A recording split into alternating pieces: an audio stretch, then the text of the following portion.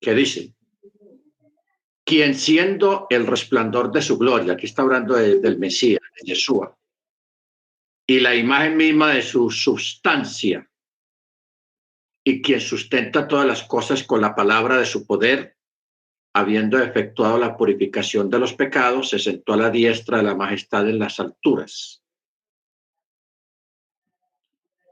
La palabra imagen,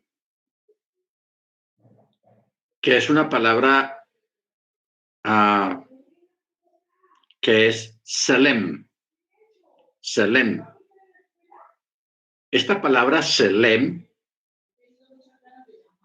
tal cual como se usa dentro del idioma hebreo, quiere decir hacer sombra, parecido, figura representativa o apariencia. Entonces,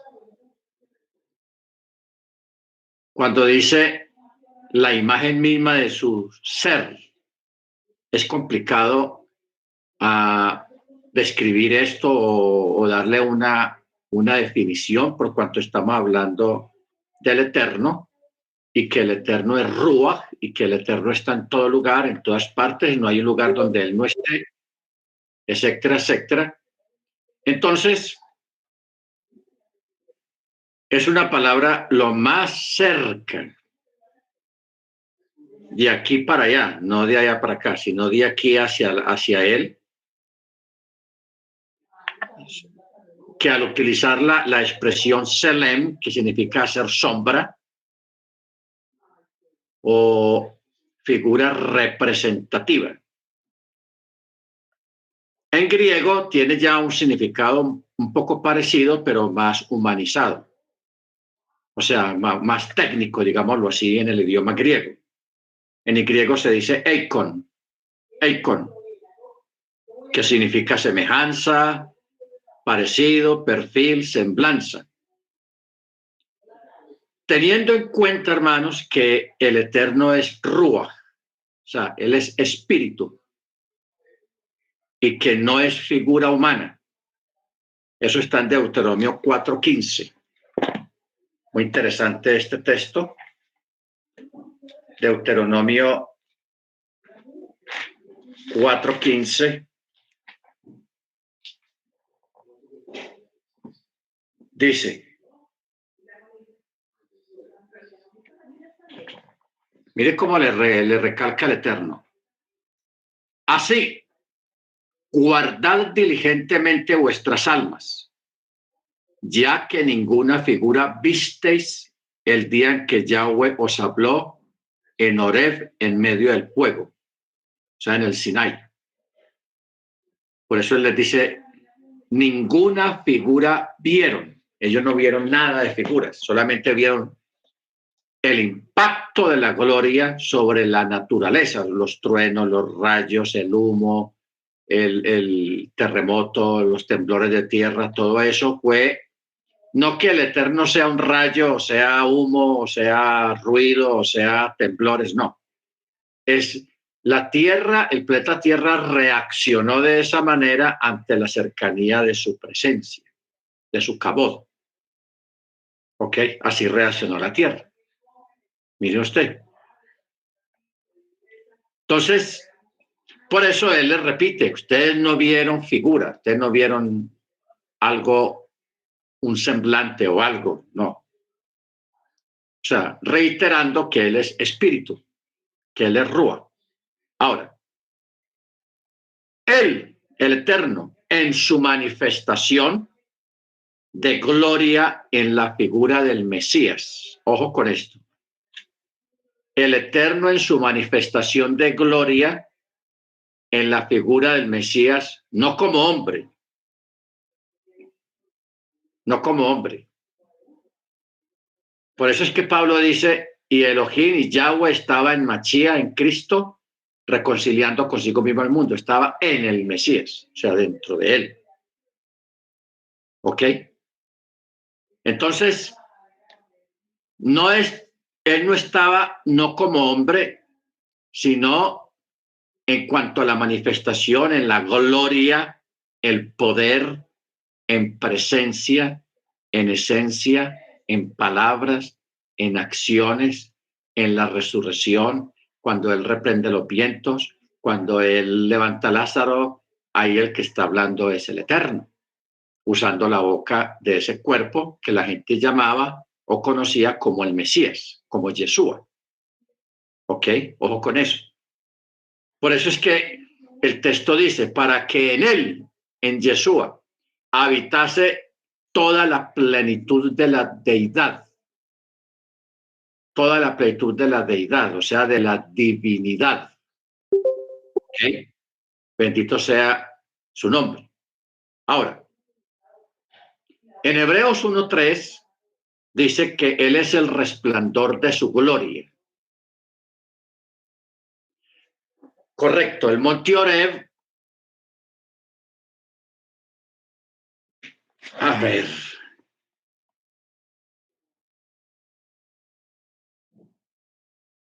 sí, el monte Oreb es lo mismo que el monte Sinaí. Lo que pasa es que en unos lugares en determinado tiempo le tenían un nombre, luego en otro tiempo le pusieron otro nombre y hoy en día ese monte todavía existe, pero tiene otro nombre y está bajo jurisdicción de, creo que de Egipto. Egipto se adueñó de ese territorio. ¿Ok? Entonces, correcto, sí, es el mismo nombre, el monte Oreb. Entonces, en Hebreos 1:3, vamos a mirar ese texto.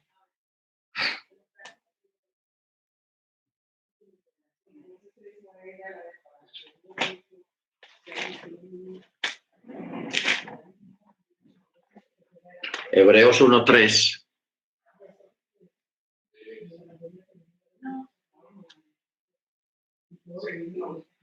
Dice, ¿quién? Hablando de Yeshua, siendo el resplandor de su cabod, la imagen, el Salem, misma de su ser, y quien sustenta todas las cosas con la palabra de su poder. Habiendo efectuado la purificación de los pecados, se sentó a la diestra de la majestad en las alturas. Cuando dice quien sustenta todas las cosas con la palabra de su poder, es un contexto de el texto que está aquí en Colosenses. En Colosenses. Como dice 1:17, dice, y Él es antes de todas las cosas y todo subsiste en Él. O sea, aquí usa una palabra más profunda, porque aquí el texto dice quien sustenta todas las cosas. Pero aquí en Colosenses es más profundo y dice, y todo subsiste en Él. Ahora, recuerden cómo la forma tan sencilla y entendible para nuestra finita mente humana, cómo explicamos nosotros a una persona lo que es el Eterno en su esencia, de que Él está en todas partes, Él ocupa todo el espacio y aún más allá del universo, todo ese espacio lo ocupa Él. Y Él es eso, porque Él está en todo lugar. Entonces, lo que Él hizo fue que dentro de sí mismo, dentro de todo ese espacio donde Él habita, que Él es, creó un espacio. Y en ese espacio creó el universo. La Vía Láctea, la Pleiades, el Orión, todo el universo, hasta sus orillas, fue creado dentro de él mismo. Y como él es Ruach, el Ruach no tiene límites, ni de tiempo, ni de espacio, ni medidas, ni volumen. ¿Ok? Porque lo que es el espacio, el tiempo y el volumen, lo que hace es medir las cosas, achicar las cosas, darle una medida, darle un tamaño a las cosas. ¿Ok? Pero eso lo creó él así de esa manera. Él creó las cosas con volumen, peso y en un espacio. ¿Ok? Usted sabe que el espacio, no, el tiempo es el resultado del movimiento de las cosas. Eso es el tiempo. Porque yo no sé, yo creo que profundicemos más en esto. En sí, ¿qué es el tiempo, hermanos? ¿Qué es el tiempo? Teniendo en cuenta que el Eterno creó el tiempo. Entonces, hay una definición rabínica de los sabios que dice que el tiempo es el resultado del movimiento de las cosas. O sea, si no hubiera cosas en movimiento, no existiría el tiempo. Entonces, al no existir tiempo, ahí entramos en un ámbito que se llama eternidad. ¿Se da cuenta, hermanos, cómo llegamos a una conclusión tan profunda acerca de lo que es el tiempo? El tiempo es el resultado del movimiento de las cosas. ¿Cómo determinamos nosotros el tiempo de los días y las noches, las semanas y los meses y los años?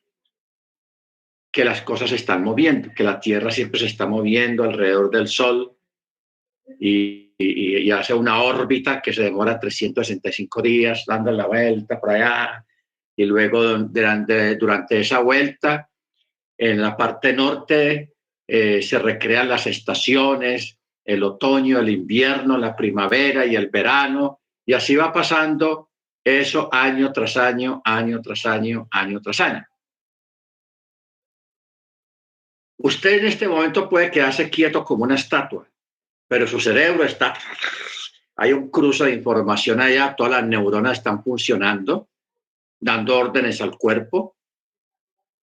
¿Qué tipo de órdenes? Cuando usted está dormido, el cuerpo no duerme, el cerebro no duerme, el cerebro está trabajando. ¿En qué está trabajando? En enviando el mensaje para que la uña crezca, para que el cabello crezca, para que la barba salga. ¿Ok?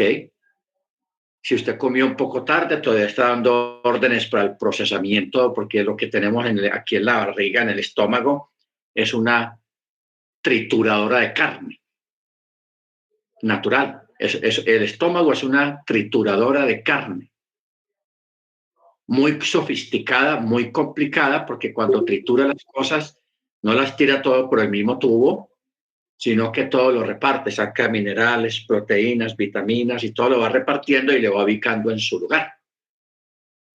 O sea que el cuerpo, hermanos, está en movimiento y ese movimiento es lo que produce el envejecimiento también, infortunadamente.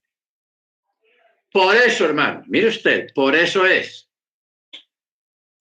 que cuando el cuerpo muere, usted como ser pensante entra a otra dimensión y esa dimensión prácticamente es eterna. Porque en la otra dimensión no hay tiempo, no hay espacio.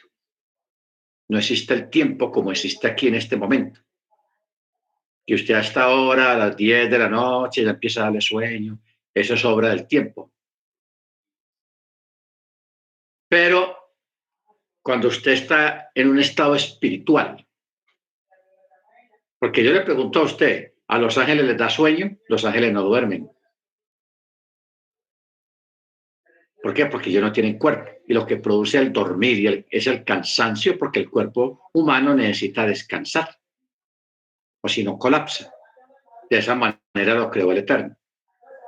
Pero cuando ya estamos en un periodo, en un estado de espiritualidad, que estamos fuera del cuerpo, ahí no hay cansancio, no hay espacio, se puede flotar tranquilamente, los oídos, la audición se agudiza mucho, igualmente la vista, pero ya no vemos con ojos literales, ni oímos con oídos literales, con tímpano y todo eso, sino que nuestros oídos ya, nuestra audición es diferente.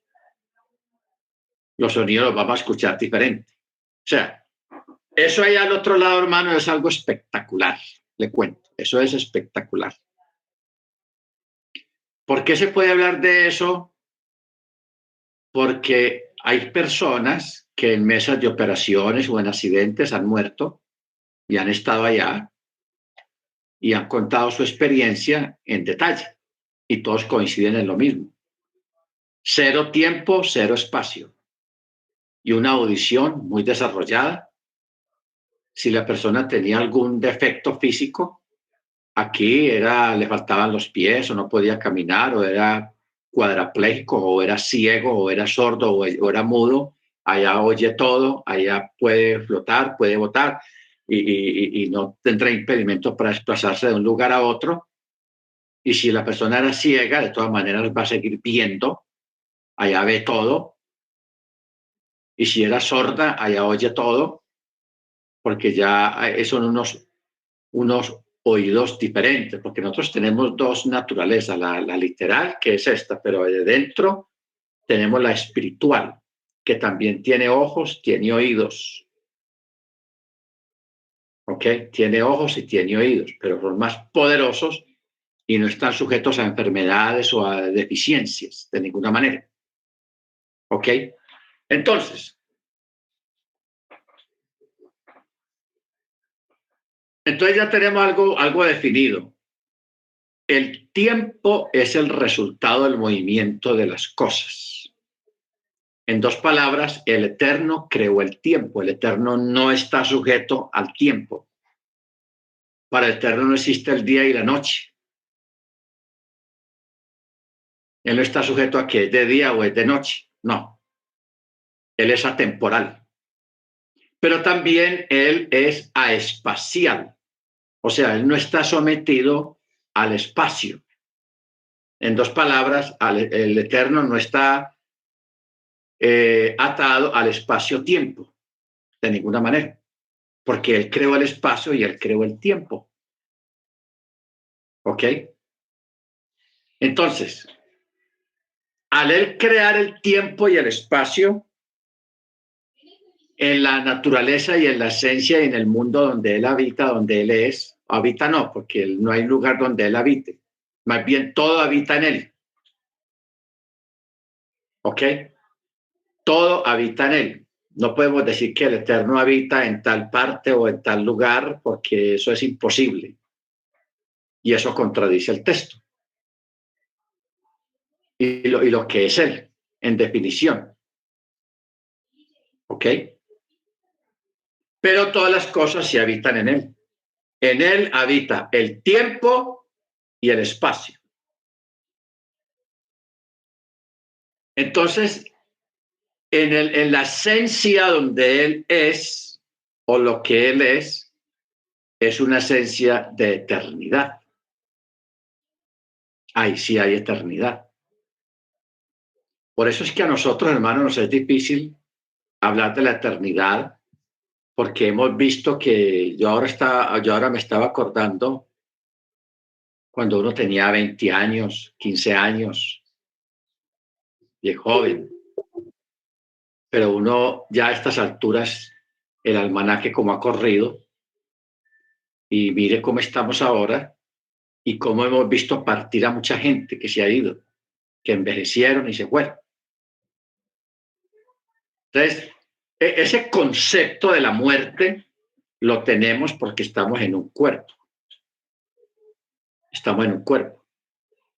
Y estamos de verdad, mientras estemos aquí en este cuerpo, estamos muy limitados. Pero el día que usted salga, que usted muera, salga de ese cuerpo donde usted está metido, o donde está metido, usted ahí sí va a entender lo que es sentirse diferente, no estar atado al tiempo-espacio, no tener sufrir cansancio, no tener hambre, no tener todas las cosas normales que tenemos en este momento mientras estamos en el cuerpo. Pero con todo y eso, hermanos, aunque el ser humano se acostumbró a vivir con la muerte al lado y a ver morir mucha gente y a ver envejecer las cosas, cómo las cosas se desgastan, el hombre se volvió material, mentalmente también. no solamente físicamente, sino mentalmente. Entonces, ¿qué hizo el Eterno? El Eterno puso, como dice el texto, y puso eternidad en sus corazones. Nosotros, ¿a quiénes les puso eternidad en los corazones? A los que estamos en la fe. A los que estamos en la fe. No porque la eternidad no existiera o no exista, de ninguna manera, eso está ahí. Eso está ahí. Sino porque el hombre se volvió muy material, se volvió muy materialista, se dejó absorber por la vida material de nacer, crecer y morir, nacer, crecer y morir, etcétera, etcétera. Entonces el ser humano se volvió así. Entonces de ahí salieron religiones, salieron filosofías. Por ejemplo, la filosofía griega decía, come y bebe y haz lo que quieras mientras estés vivo, porque después de la muerte ya no hay nada de eso. ¿Ok? Y Yeshua también hizo mención de eso. Comamos y bebamos que mañana moriremos. Haciendo alusión a lo que dice el necio en su corazón. Comamos y bebamos que mañana moriremos. O sea, es una filosofía que no cree que hay algo más allá después de salir del cuerpo. Pero sí hay. Sí hay. Entonces, cuando una persona sale del cuerpo, entra a un nivel más elevado, a un mundo muy diferente, y ese mundo, ahí sí empieza uno a sentir lo que es, o a vivir lo que es eternidad. ¿Por qué? Porque allá no existe el tiempo. El tiempo no existe. Allá no existe el cansancio. No existe el día y la noche. ¿Ok? El día y la noche no existen allá. Y no existe la necesidad de comer, porque nosotros el cuerpo necesita echarle comida para poder que se mantenga. ¿Ok? Por eso hay que comer. Pero allá al otro lado no hay que comer. No hay necesidad de eso, hermanos. Bendito sea el nombre del Eterno. Entonces, ahí es cuando uno realmente empieza a sentir lo que es eternidad. Eternidad. ¿Ok? Mire usted la forma tan sencilla como discernimos esta área, esta parte, acerca de lo que es el otro lado, el mundo espiritual, el mundo de la eternidad. Porque, hermanos, los ángeles no duermen. Que usted vaya a decir, vea, ¿dónde quedan los dormitorios de los ángeles? Eso no existe. Los ángeles no duermen. ¿Ok? Empezando por eso. ¿Por qué no duermen? Porque no necesitan descansar. Baruch Hachén. Entonces, claro, si los ángeles no duermen, tampoco los demonios duermen, ni los espíritus inmundos duermen, porque ellos forman parte de ese mundo. Están ahí en esa otra, llamémoslo dimensión. Es un nombre que se le da, pero como para uno decir algo entendible y entendible. Ok.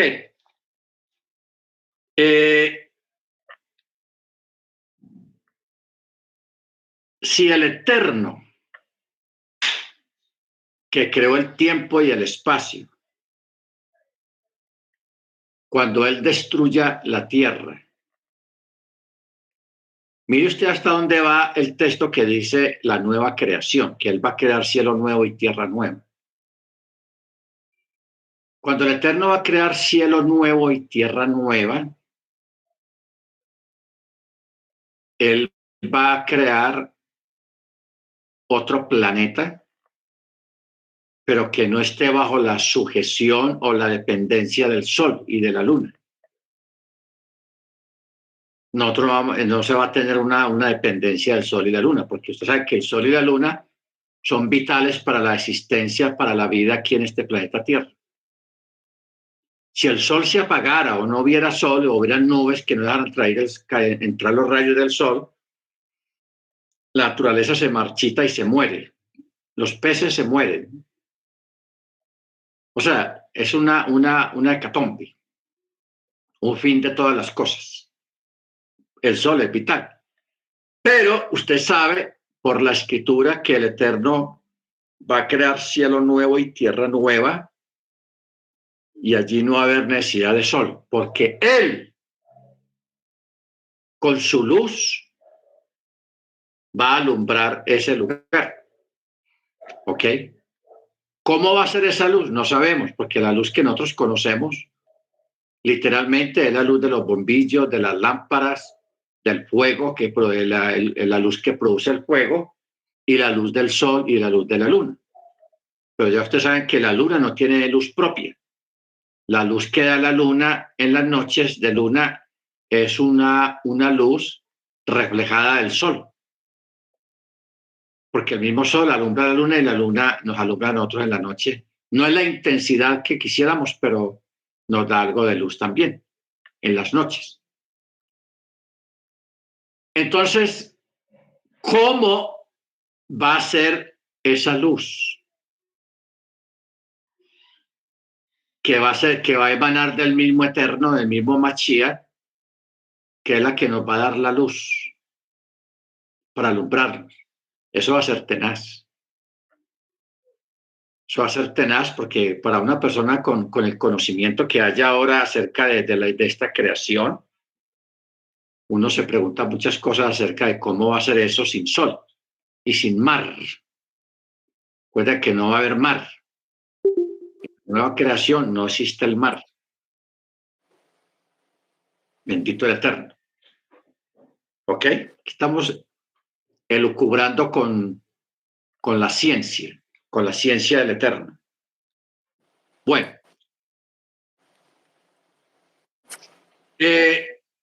cuando el texto aquí en Hebreos 1:3 dice que Él es el resplandor de su gloria y la imagen de su ser,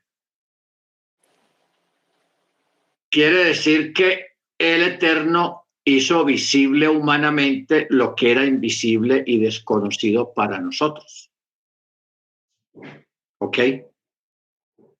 Hizo visible humanamente lo que antes era invisible y desconocido para nosotros. O sea, la gente que vivió cuando Yeshua vino, esa gente no se imaginó a quién estaban escuchando y quién estaba en medio de ellos. Eso es increíble, hermanos. El mismo Eterno estaba ahí, detrás de esa figura, dentro de ese cuerpo. Estaba ahí. Y ellos no lo distinguieron. Él mismo les habló directamente. Por eso en 2 Corintios 4:6 dice, porque Elohim, que dijo, resplandezca luz en las tinieblas. Él es el que resplandeció en nuestros corazones para iluminación del conocimiento, o sea, para saber acerca de la gloria de Yahweh en el rostro del Mesías, o sea, en la faz del Mesías, le panim, en el panim del Mesías, el rostro. Este texto, hermanos, es muy profundo, porque dice, resplandezca la luz en las tinieblas, y Él es el que resplandeció en nuestros corazones para iluminación del conocimiento del kabod, de la gloria de Yahweh en el rostro del Mesías. O sea, esta escritura nos muestra a nosotros, hermanos, que a Yahweh solo lo podemos ver a través de Yeshua, en el rostro de Yeshua. O dicho de otra manera, el único Elohim que el hombre verá es a Yeshua. A Yeshua. ¿Ok? Ahora, vamos a profundizar más en esto.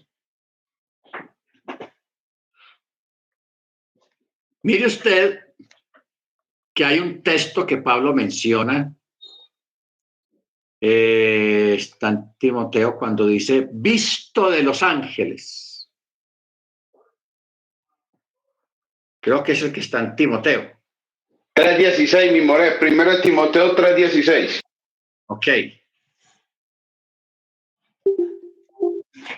Primera Timoteo 3:16.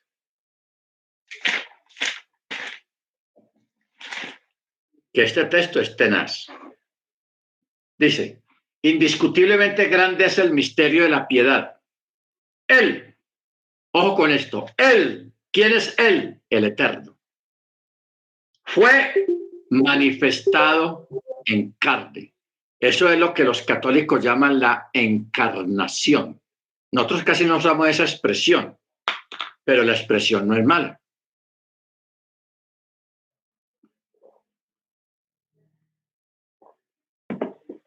Esa expresión no es mala.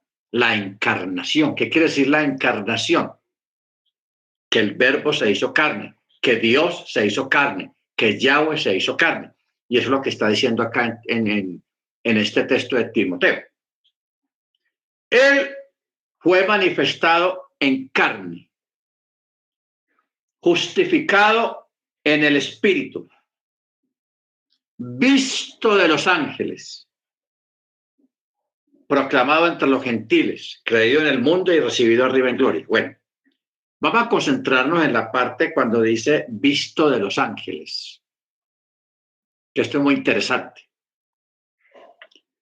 Uno piensa, según la tradición, uno piensa que todos los ángeles están delante del Eterno. No. Teniendo en cuenta, hermanos, que hay 7 cielos. 7. Dejemos el último y dejemos el primero. Vayámonos al segundo, al tercero, al cuarto, al quinto y al sexto. O sea, 4. En estos 4 cielos, hermanos,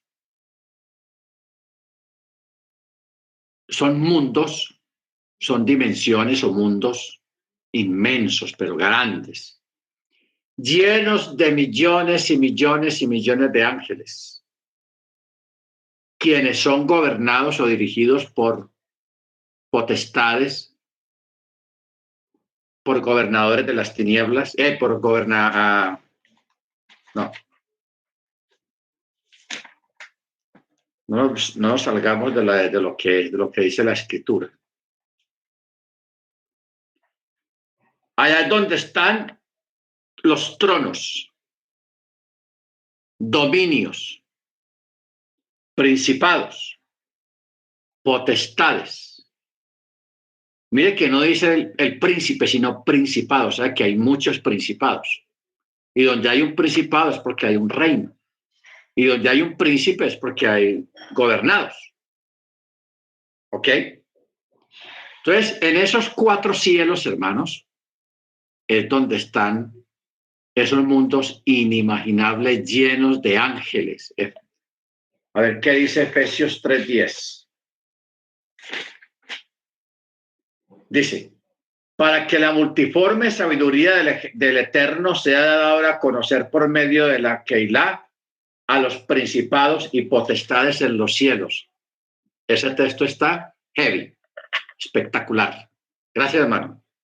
Ojo, para que la multiforme sabiduría y conocimiento sea dada a través de quién, de los ángeles, no, a través de la congregación, de lo que estamos mirando aquí. Entonces, mire, en esos mundos donde están todos esos millones y millones, trillones, cuatrillones, lo que sea de ángeles y ángeles y ángeles, con jerarquías, con principados, con superiores. En esos lugares, hermanos, la mayoría de esos millones y millones y millones de ángeles nunca estuvieron en la presencia del Eterno. Jamás. Nunca. Nunca. ¿Ok? Ante la presencia del Eterno solamente están unos pocos ángeles, que es Miguel, Rafael, Uriel, Sadaquiel, son como 7 hermanos que tienen acceso a la presencia de él. ¿Ok? Baruch Hashem. Entonces, todos estos millones y trillones, cuatrillones, 10 quillones, lo que sea, nunca vieron o estuvieron al frente de él, del Eterno, jamás. Pero sí sabían que él se iba a manifestar a los mortales, a esos pecadores, a los seres humanos. ¿Ok? Entonces, cuando aparece Yeshua en el escenario del planeta Tierra, el Dios, el Verbo, Yahweh manifestado en carne, porque eso es lo que estamos leyendo en Timoteo. O sea, no nos alejemos, hermanos, de esa expresión que está aquí en 3:16 de Timoteo. Él fue manifestado en carne, justificado en el Ruach y visto de los ángeles. ¿Por qué dice visto de los ángeles, hermanos? Porque los ángeles fueron sometidos a conocer al Eterno, igual que nosotros, a través del Mesías. Como dijo Yeshua mismo, el que me ha visto a mí, ha visto al Padre. ¿Ok? Ojo con eso. El que me ha visto a mí, ha visto al Padre. Ahora,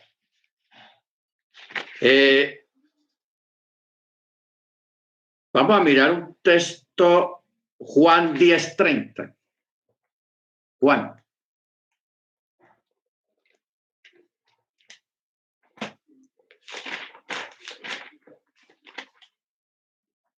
Mira lo que dice el Evangelio de Juan 10:30.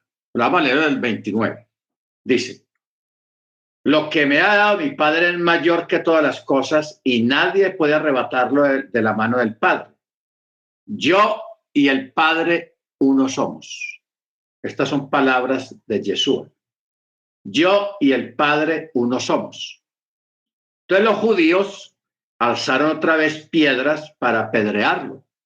Y Yeshua les dijo, muchas buenas obras del Padre os he mostrado, ¿por cuál de ellas me quieren apedrear? Y ellos le respondieron, por buena obra no te apedreamos, sino por blasfemia, porque tú siendo hombres te haces Dios. ¿Ah? Si ellos estuvieran equivocados, ¿por qué Yeshua no los corrigió? No, ¿cómo le ocurre a usted decir esa blasfemia? Hombre, no digan eso. Yo soy el Hijo. No, porque siendo hombre te haces Dios. ¿Ok?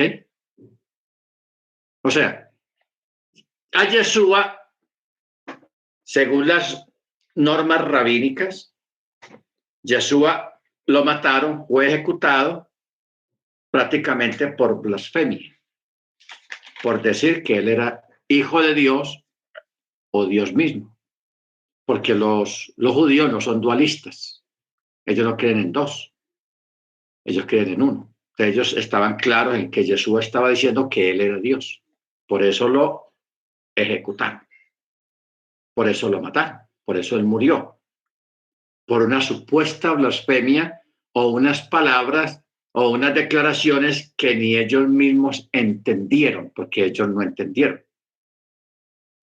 ¿Ok? Baruch Hashem. Entonces, por eso es que este texto de 2 Corintios 4:6 es muy importante. Para iluminación del conocimiento de la gloria de Yahweh en la faz del Mesías, de Yeshua.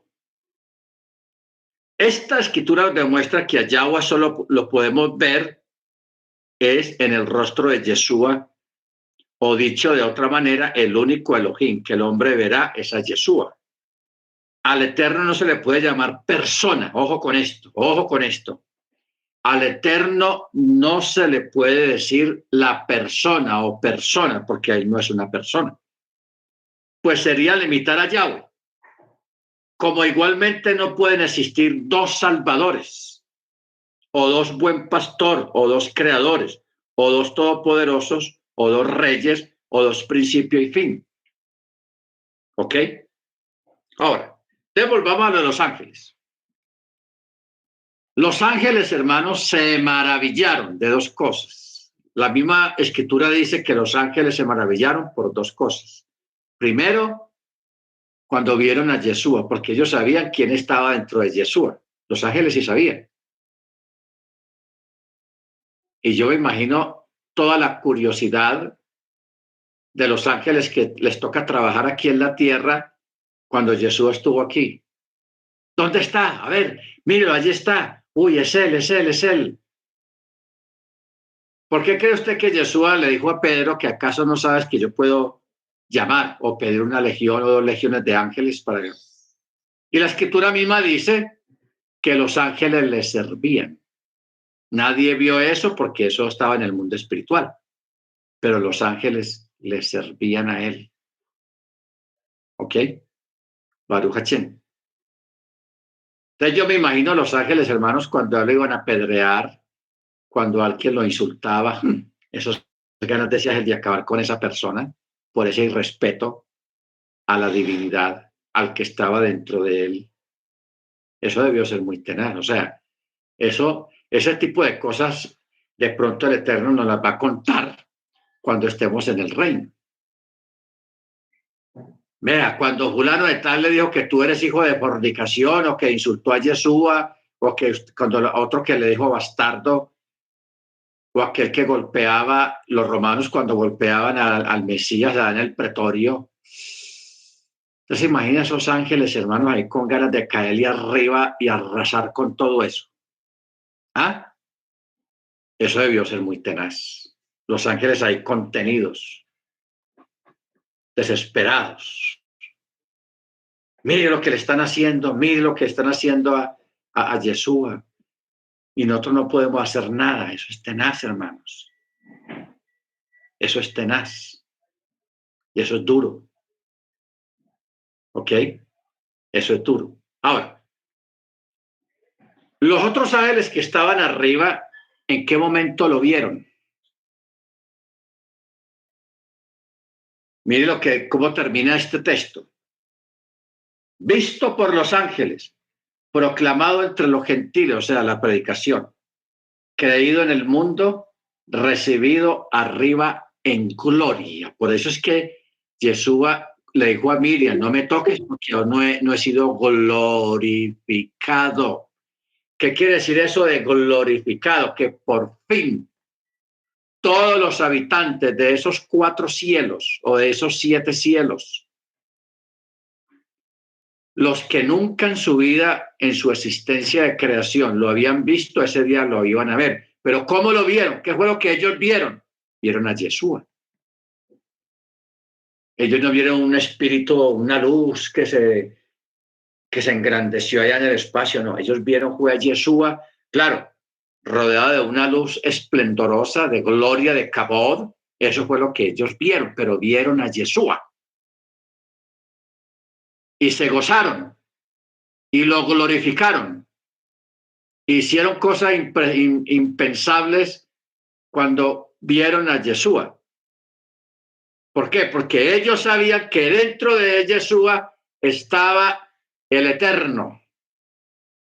O sea, la manifestación del Eterno, hermanos, la encarnación del Eterno fue con un doble propósito. Primero, para que nosotros los seres humanos conociéramos al Eterno a través del Mesías, de Yeshua, pero también los ángeles, habitantes de todos estos otros cielos, también ellos conocieron al Mesías o al Eterno a través del Mesías.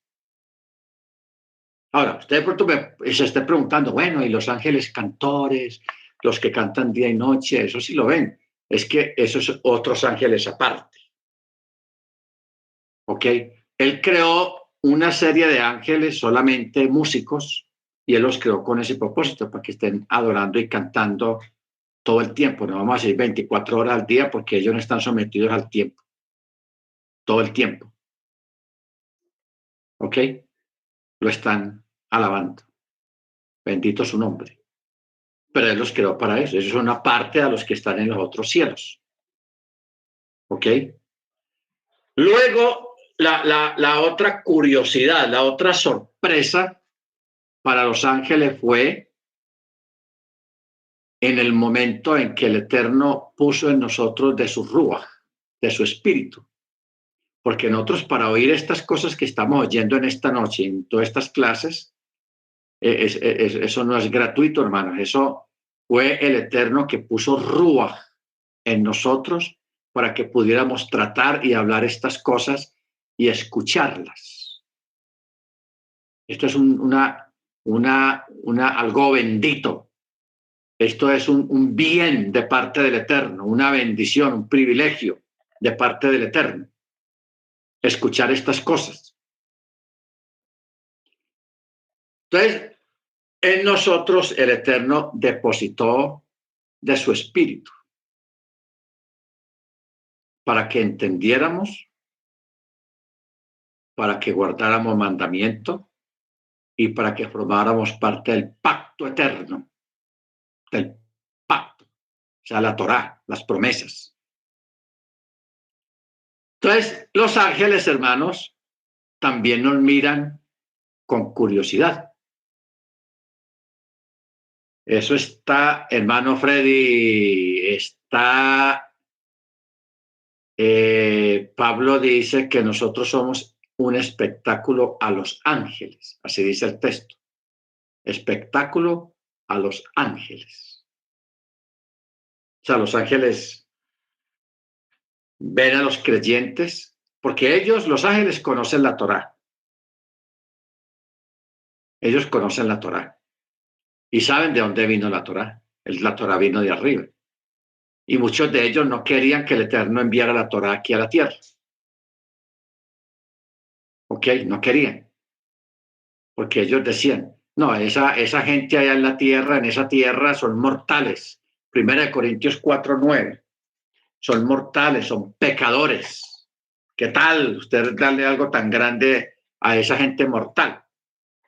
Pero el Eterno lo hizo por pura misericordia. 1 Corintios 4:9.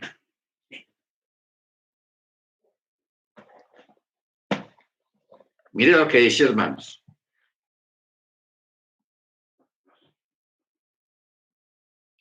Pero vamos a leerlo a partir del verso 9, sí. Porque pienso que el Eterno nos ha exhibido a nosotros los apóstoles como postreros, como sentenciados a muerte, pues fuimos hechos espectáculo para el mundo, para los ángeles y para los hombres. ¿Ok? ¿Por qué?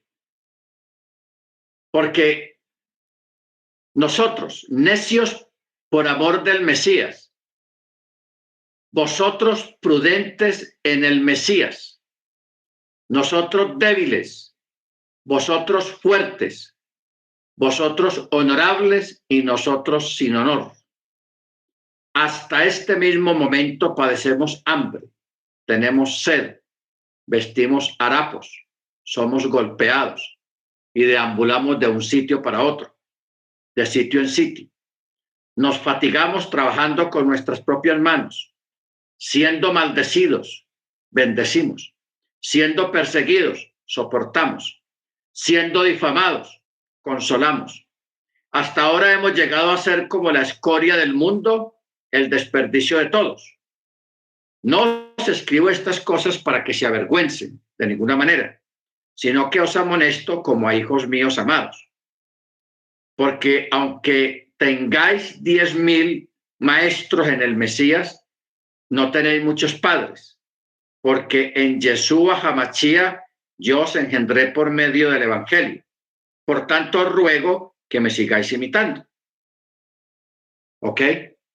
Entonces, aquí Pablo está hablando del apostolado, está hablando de que estas personas, teniendo dentro el Rúa, vivían una vida tan deprimente en el sentido de que eran perseguidos, como dice ahí, con hambre, con sed, vistiendo harapos, siendo golpeados, yendo de un lugar a otro, cansándose, trabajando con sus propias manos, siendo maldecidos, pero con todo y eso ellos bendecían, siendo perseguidos, soportando con paciencia, siendo difamados, o sea, hablando mal de ellos, de todas maneras ellos consolaban. Y llegaron a ser como la escoria del mundo, el desperdicio de todos. ¿Ok? Pero hay otro contexto de este texto ya un poco más esperanzador, como pobres pero enriqueciendo a muchos, enfermos pero sanando a muchos. ¿Ok?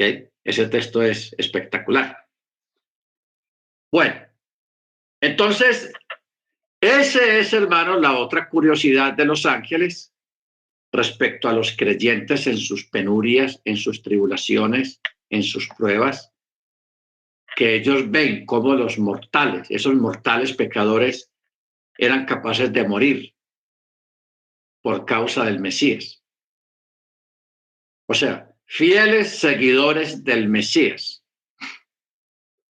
Usted mismo ahora, o nosotros, que celebramos Shabbat, que guardamos las fiestas, que leemos la Parashá, que la estudiamos, que estamos en la esperanza del Mesías, en la esperanza del reino.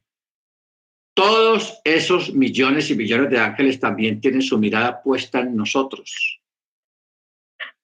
porque para ellos es increíble y una curiosidad y una responsabilidad estar pendiente de estos que sí creyeron en el Eterno, que sí creyeron en la Torá. De ellos nos están mirando y nos sirven, hermanos. Nos sirven. Lo que pasa es que uno no lo ve, pero hay muchas cosas que ellos están haciendo y hacen y han hecho por nosotros que nunca lo vimos. Pero ellos están en una actividad tenaz a favor de los que van a ser herederos de la salvación. O sea, usted sabe cuál va a ser el fin de los impíos, de los que no obedecen Torá, y los ángeles también lo saben. A ellos no les interesa tanto esa otra gente, allá la gente de afuera. A ellos los que les interesa somos nosotros. ¿Ok? Pero también hay otra cosa, que los ángeles, ellos, no pensemos que ellos todo lo sabían, o toda la enseñanza de la Torá, o las enseñanzas ocultas, o lo oculto del Eterno, o el plan del reino, ellos lo sabían, no. Ellos lo están sabiendo es por nosotros. ¿Ok? Lo están sabiendo es por nosotros. Entonces, en este momento, hay cientos, miles o millones de ángeles que están escuchando esta clase también y están diciendo, con que así es la cosa, con que eso fue así, con que eso es así. Amén, amén. O sea, ellos, tal cual como nosotros, también bendicen el nombre del Eterno. Amén. Baruch Hashem. Entonces, esto es algo impresionante, hermanos, porque nosotros aquí, por este medio, nosotros no hablamos de fútbol, ni de política, ni de cosas humanas, sino que hablamos de cosas que tienen que ver con el reino, con el mundo espiritual, con todos esos lugares de los cielos donde está lleno de millones y millones y millones de ángeles. Amén. Que también se gozan con nosotros por la manifestación del Mesías y por los planes que el Eterno tiene a futuro para con todos nosotros. Un plan que no está supeditado, que no está sometido a tiempo y espacio, sino a una eternidad, en un ambiente de eternidad, en un ambiente aespacial y en un ambiente atemporal. Ojo con eso, aespacial y atemporal, que vamos a vivir, hermanos, en un mundo muy parecido al de los ángeles, porque los ángeles no están sometidos al tiempo y al espacio. Ellos no están sometidos a eso, que amaneció, que anocheció, que llegó invierno, que llegó el verano, nada de eso. Ellos no están sometidos a eso. Es bueno que nosotros por ejemplo, vamos a un ejemplo. Una persona muere en el campo, fuera, no dentro de una casa o un hospital, sino afuera en el campo, en la tierra.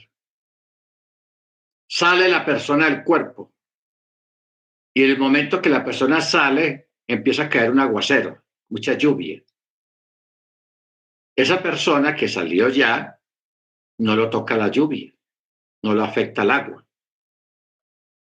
O si está haciendo un calor tenaz, ese calor no lo afecta.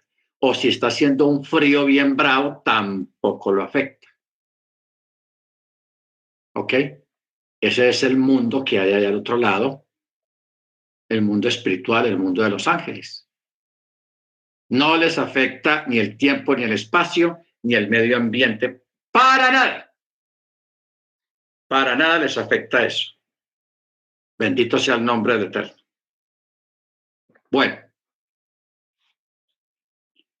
en Isaías 33:22 dice, porque Yahweh es nuestro juez, Yahweh es nuestro legislador, Yahweh es nuestro rey. Ojo con esto. Juez, legislador, rey. ¿Quién es el que va a juzgar al mundo? Yeshua, ¿cierto? Porque el que va a estar en el trono sentado es Yeshua. ¿Quién es el legislador? Yeshua. ¿Cómo sabemos que Yeshua es el legislador o cuándo Yeshua actuó como legislador? Cuando él dijo, oísteis que fue dicho, mas yo digo, eso es legislar. Y el único que podía legislar la Torá es el mismo, porque el mismo fue el que la dio. ¿Ok? Entonces, basado en eso, hermano, los sabios, en sus escritos rabínicos, ellos dicen, cuando venga el Mesías, él va a traer nuevos mandamientos. Y ellos incluso fueron más allá y se atrevieron a dar el número de mandamientos que Yeshua iba a traer. 30. 30. Por eso es que Yeshua decía, un mandamiento nuevo os doy. Yo no sé uno cómo no cae en cuenta. Bueno, nosotros no, porque no tenemos influencia de Torá ni rabínica. Pero que un judío escuche a Yeshua hablar esas cosas o expresarse de esa manera, ahí sí la cosa se pone color de hormiga. Porque el judío va a decir, pero ¿y este qué creyó? El único que puede legislar y hablar de esa forma es el Eterno, no un ser humano. Pero como Yeshua es el mismo Eterno, por eso Yeshua decía, un mandamiento nuevo os doy. Y él mismo decía, guardad mis mandamientos. ¿Cuáles mandamientos? ¿Cuáles son mis mandamientos? La Torá. La Torá. Entonces, a mí me da risa, hermanos, en el sentido de los rabinos, de los sabios, que ellos en sus conclusiones profundas acerca del Mesías, ellos hayan dicho eso, que cuando venga el Mesías, él iba a cambiar algunos aspectos de la ley y la iba a agrandar. la iba a profundizar y la iba a poner en su sitio. Porque hasta ese día, el único que había legislado la Torá, ¿quién fue? Mochi. Por eso es que estaba escrita la profecía, que él traerá un legislador de entre sus pies. La profecía de Miqueas. Sí, Miqueas, el legislador. ¿Qué es un legislador? Alguien que legisla acerca de las leyes de la República.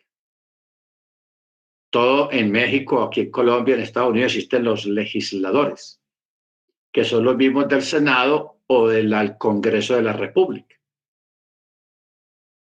Que ellos, alguien llega, yo quiero proponer una nueva ley, una ley. Génesis 49:10. Entonces, viene un proponente y expone el proyecto ante todo el Senado o el Congreso. Entonces empiezan a legislar sobre esa ley, los pros, los contra, y en fin, hablar sobre ese punto. 49:10. Dice, no será quitado el cetro de Yehudá. Ojo con estas palabras. Es una profecía. No será quitado el cetro de Yehudá, ni es legislador de entre sus pies, hasta que llegue Shiloh y sea suya la obediencia de los pueblos. Shiloh. Ya después de una clase explicamos quién es Shiloh y qué quiere decir la palabra Shiloh. Shiloh.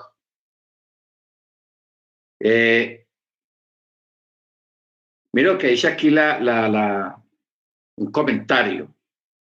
El vocablo Shiloh tiene un significado incierto. Algunas versiones lo traducen como tributo, otras por un nombre propio aplicado al Mesías. También se ha propuesto la grafía que se pronuncia Sheloh, que quiere decir que es suyo. La Septuaginta traduce esta palabra como las cosas reservadas para él. En dos palabras, mirando todo esto, la palabra Shiloh quiere decir traigan regalos al Mesías. Eso es lo que quiere decir la palabra Shiloh. Traigan regalos al Mesías y a él vendrán todas las naciones. ¿Ok? Entonces, por eso los reyes, los famosos reyes magos que menciona la tradición católica, ellos cuando fueron a ver a Yeshua cuando nace, ellos no llegaron con las manos vacías. Ellos les llevaron regalos costosos y en abundancia porque ellos conocían esta profecía y porque ellos entendían qué quería decir la palabra Shiloh. Porque esta palabra está escrita también en uno de los salmos, cuando dice, traigan regalos al que es temible. Ojo, traigan regalos o presentes o ofrendas al que es temible. Shiloh. ¿Ok? Bendito sea el nombre del Eterno. Entonces, por eso, y cuando dice, no se le ha quitado el cetro de Yehudá, ni el legislador de entre sus pies. El pueblo hebreo en el desierto se sentó alrededor de Mochi para escuchar la legislación de la Torá, o sea, la interpretación de la Torá.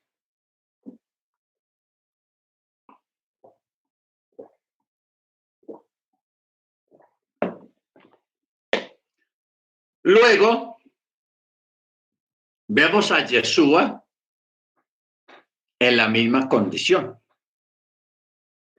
que las multitudes iban a él, especialmente en el monte, a escuchar las enseñanzas. Cuando usted lee Mateo capítulo 5, 6, 7 y 8, esos 5, 8, 3 capítulos,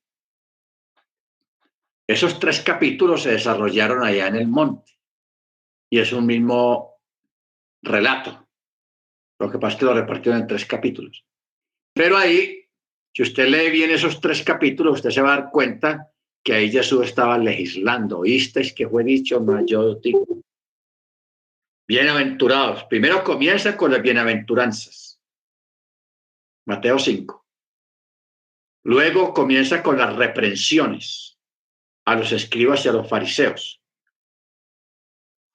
Pero dentro de todo eso, él empieza a legislar, a traer los mandamientos y a profundizar los mandamientos ya dados, cumpliendo la expectativa rabínica de los rabinos, de los sabios, que decían que cuando viniera el Mesías, él iba a traer nuevos mandamientos, nuevas normas, e iba a profundizar las otras, o sea, las iba a poner en su lugar.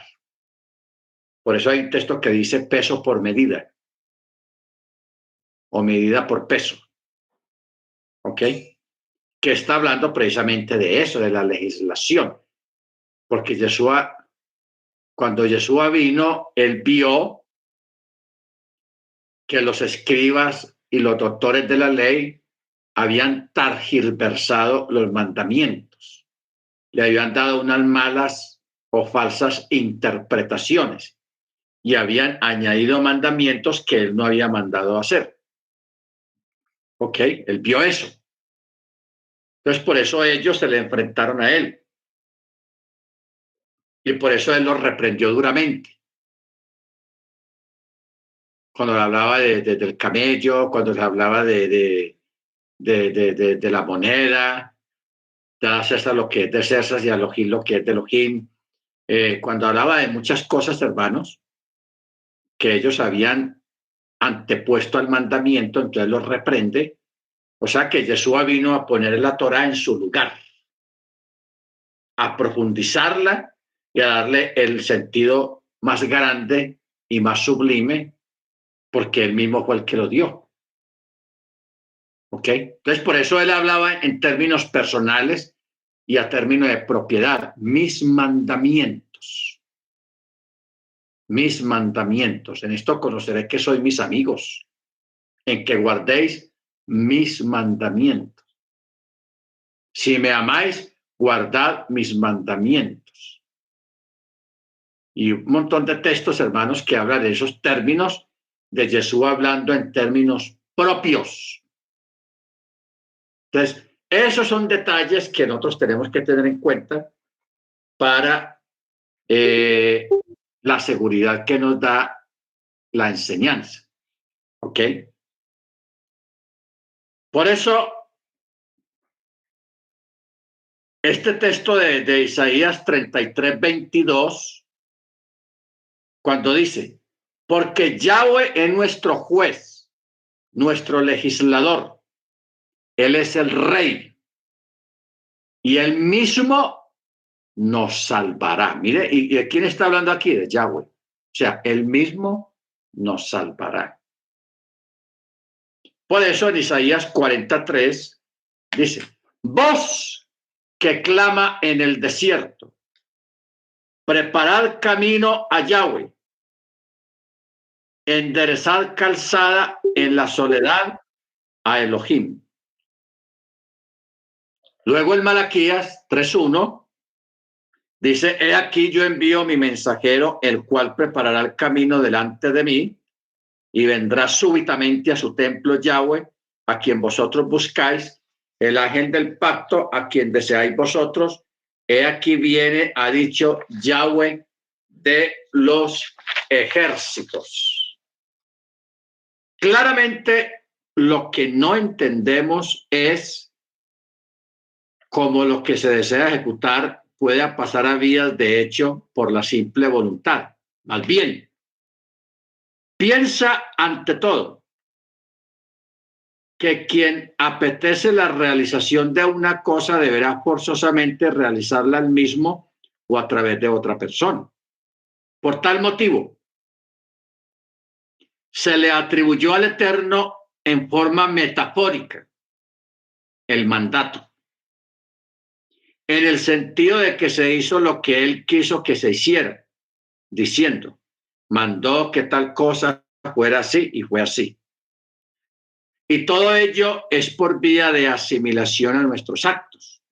Además de que dicho término encierra a sí mismo la acepción de querer. Por eso es que estuvimos mirando, creo que en Chabad, la palabra plugó y le plugó al Eterno hacer tal y tal y tal cosa. Eso es lo que está hablando acá. El plugar, el plugó. En consecuencia, cuando en el relato de la creación dice y dijo Yahweh, se entiende que quiso o le plugó, o sea, que lo hizo con alegría, con firmeza y con un gran deseo de hacerlo. Todas estas aseveraciones denotan voluntad, no la palabra. ¿Ok? Ojo, voluntad. O sea, cuando usted prepara una comida para otra persona, usted quiere que la persona le guste la comida que usted le está preparando y le caiga bien y la disfrute. Entonces usted la hace con mucho gusto, que todo quede bien, bien sazonado, bien aquí, bien acá, etcétera, etcétera. Y usted lo hace con ese gusto. Eso es lo que quiere decir le plugó, hacer la cosa bien, hacer una buena comida.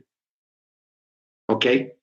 Entonces, pero aparte de hacer, del movimiento de hacer algo, una comida o lo que sea, o la misma creación, de muy adentro viene la voluntad de hacerlo, o sea, el deseo de hacerlo, tener la voluntad. Porque es que la voluntad no es algo físico, la voluntad no es materia, la voluntad es un deseo, una aprehensión. ¿Ok? Por eso dice el texto, por la palabra de Yahweh fueron hechos los cielos. Salmo 33:6. Es análogo esta expresión a otra que dice, y todo su ejército por el aliento de su boca.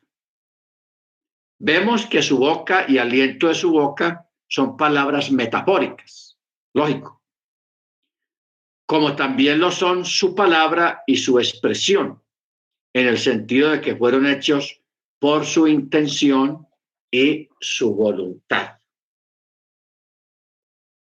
Por su intención y su voluntad. Amén. Entonces, por eso no hay nada más bueno que hacer algo con voluntad y con alegría. Amén. Con voluntad y alegría. Esas cosas que se hacen así quedan bien y se disfrutan bien bueno. Entonces, por eso, cuando Yeshua fue al madero para rescatarnos, él lo hizo con voluntad y con alegría. ¿Por qué? Porque estaba rescatando lo que era de él, y lo que él amaba y lo que él ama, que es la congregación. Amén. Baruch Hashem, o sea, recuperar lo que ya era suyo. Ok, hermano, vamos a parar acá. Debemos descansar la mente un poquito de todo lo que tratamos esta noche, que fue muy importante. Vamos a pedirle a la hermana de Yarira para que